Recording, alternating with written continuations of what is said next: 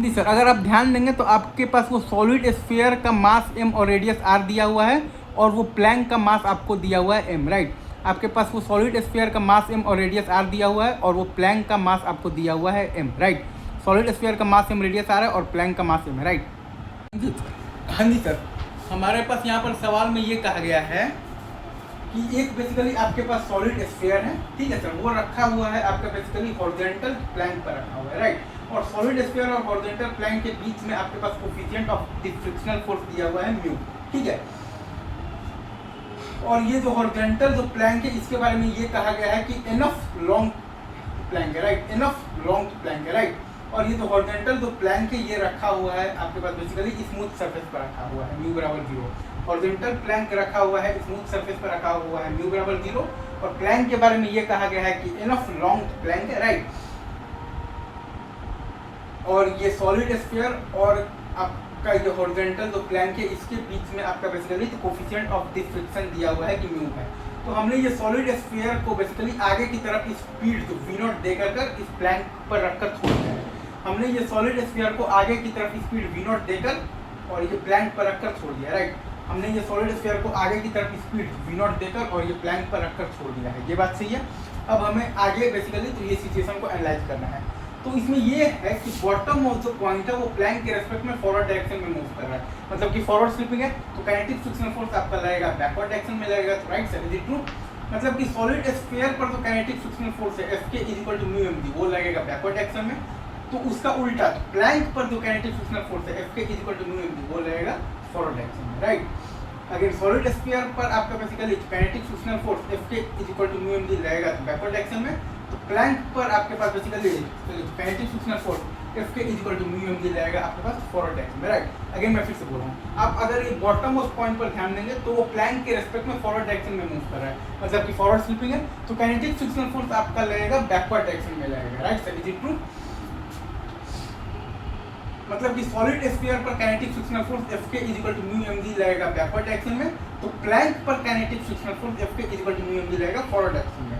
तो solid sphere पर kinetic frictional force Fk = μmg लगेगा बैकवर्ड डायरेक्शन में, तो प्लैंक पर kinetic frictional force Fk = μmg लगेगा फॉरवर्ड डायरेक्शन में, ये बात तो सही है। ये हमको ये फोर्स का पहले तो अच्छे से समझ में आना चाहिए, ठीक है सर। अब इसके बाद का कॉन्सेप्ट सर ये है ना कि जी सर, तो जैसा कि अब हम लोग ये देखेंगे कि अगर हम लोग लिखना चाहें तो ओमेगा स्फीयर हम लोग बेसिकली तो क्या लिख सकते हैं। ओमेगा स्फीयर आता है आपके पास बेसिकली अल्फा टी और अल्फा होता है आपके पास टॉर्क बाई आई, तो μmgr बाई आई है आपके पास तो 2/5 mr² इंटू टी, तो वो हमारे पास आ जाएगा ओमेगा स्फीयर का वैल्यू आ जाएगा 5/2 इंटू μgt/r। अगेन मैं मतलब फिर से कह रहा हूँ, ओमेगा स्फीयर हमको अगर लिखना है तो वो आता है बेसिकली हमारे पास अल्फा टी और अल्फा आता है हमारे पास टॉर्क बाई आई, तो μmgr और बाई आई आता है आपके पास 2/5 mr² इंटू टी, तो वो मतलब कि आ जाएगा हमारे पास 5/2 इंटू μgt/r। और v स्क्वायर आपके पास क्या आ जाएगा v0 माइनस μgt, तो v स्क्वायर आपके पास क्या आ जाएगा v0 माइनस μgt। और आपके पास तो v ऑफ द प्लैंक आपके पास क्या आ जाएगा μmg/m इंटू टी आपके पास बेसिकली, तो v ऑफ द मतलब v ऑफ द प्लैंक क्या आ जाएगा μmg/m इंटू टी, क्योंकि हम लोग ये बात जानते हैं कि ये जो बॉटम ऑफ जो पॉइंट है ये प्लैंक के रेस्पेक्ट में फॉरवर्ड डायरेक्शन में मूव कर रहा है, मतलब कि फॉरवर्ड स्लिपिंग है तो काइनेटिक फ्रिक्शनल फोर्स लगेगा बैकवर्ड डायरेक्शन में। तो सॉलिड स्फीयर पर तो kinetic frictional force Fk = μmg लग रहा है बैकवर्ड डायरेक्शन में, और ये प्लैंक पर आपके पास basically kinetic frictional force Fk = μmg लग रहा है फॉरवर्ड डायरेक्शन में, ठीक है। तो ओमेगा स्फीयर हमारे पास आ गया है बेसिकली अल्फा टी और अल्फा होता है आपके पास टॉर्क बाई आई, तो μmgr बाई आई है आपके पास 2/5 mr² इंटू टी, तो ये आ गया है आपके पास 5/2 इंटू μgt/r, राइट। वैसे ही आपके पास तो v ऑफ द स्फीयर आ गया है v0 माइनस μgt और आपके पास तो v ऑफ द प्लैंक आ गया है आपके पास μmg/m इंटू टी, तो v ऑफ द प्लैंक आ गया है आपके पास μmg/m इंटू टी, ठीक है सर, इजी टू। ये आई थिंक आपको बहुत अच्छे से कॉन्सेप्ट समझ में आ रहा होगा, राइट, इजी टू सर।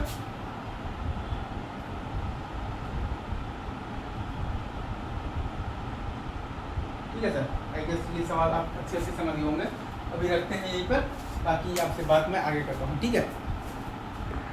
हाँ जी सर, अब अगर हम लोग यहाँ पर ध्यान देंगे ना सर, तो condition of the pure rolling हमारे पास क्या आएगा।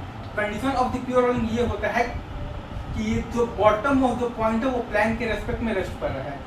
Condition of the pure rolling हमारे पास क्या आएगा? Condition of the pure rolling तो ये होता है कि ये जो बॉटम ऑफ द पॉइंट है वो बेसिकली जो प्लैंक के रेस्पेक्ट में रेस्ट कर रहा है। Condition of the pure rolling क्या आएगा? Condition of the pure rolling हमारे पास ये होता है कि ये जो बॉटम ऑफ द पॉइंट है वो प्लैंक के रेस्पेक्ट में रेस्ट कर रहा है। मतलब कि we square minus omega square into are is equal to we plank. मतलब कि we square minus omega square into are is equal to we plank. तो वही हमने लिख दिया है। तो वी स्क्वायर है हमारे पास v naught minus mu g t, minus omega square आता है हमारे पास अल्फा टी, और अल्फा होता है हमारे पास टॉर्क बाई आई। तो mu m g r by I है हमारे पास 2/5 m are square into t omega square into are is equal to, तो वी प्लैंक है हमारे पास mu m g by m into t, right. तो यहाँ से हमारे पास बेसिकली जो आ गया है वैल्यू ऑफ दी, जो टी आ गया है V not by mu G into 7/2 और प्लस एम बाई एम। ये टाइम पर प्योर रोलिंग स्टार्ट होगा, और फिर हमारे पास तो वी प्योर रोलिंग आ गया है वी नॉट इंटू 1 माइनस 1/7/2 और प्लस एम बाई एम। और हमारे पास omega of the pure rolling आ गया है 5/2 इंटू आ गया है तो v not by are into 1/7/2 और प्लस एम बाई एम। ठीक है, एक बार मैं फिर से बोल देता हूँ। तो condition of the pure rolling आपका यहाँ पर ये है कि ये जो बॉटम ऑफ द पॉइंट है वो बेसिकली प्लैंक के रेस्पेक्ट में रेस्ट कर रहा है। Condition of the pure rolling आपके पास ये है कि ये जो बॉटम ऑफ द पॉइंट है वो बेसिकली प्लैंक के रेस्पेक्ट में रेस्ट कर रहा है, राइट। मतलब कि we square minus omega square into are is equal to we plank. तो वी स्क्वायर है आपके पास v naught minus mu g t, minus omega square होता है आपके पास बेसिकली अल्फा टी, और अल्फा होता है आपके पास टॉर्क बाई आई। तो mu m g r by I है आपके पास 2/5 m are square into T, ये है आपका बेसिकली तो क्या है, तो omega square into are is equal to, और ये आपके पास लिखा हुआ है तो वी प्लैंक है आपके पास mu m g by m into t. तो वी प्लैंक है आपके पास mu m g by m into t, तो वी प्लैंक है आपके पास mu m g by m into T.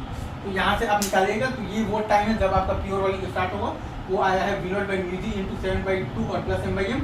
और आपके पास वी प्योर रोलिंग का वैल्यू आ गया है वी नॉट इंटू 1 माइनस 1/7/2 और प्लस एम बाई एम। और आपके पास ओमेगा प्योर रोलिंग का वैल्यू आ गया है 5/2 into V not by are into तो 1/7/2 और प्लस एम बाई एम। ठीक है सर, इजी। ये आई गेस यहाँ पर मैंने आपको स्टार्टिंग से लेकर अब तक तो पूरा सवाल समझा दिया, राइट।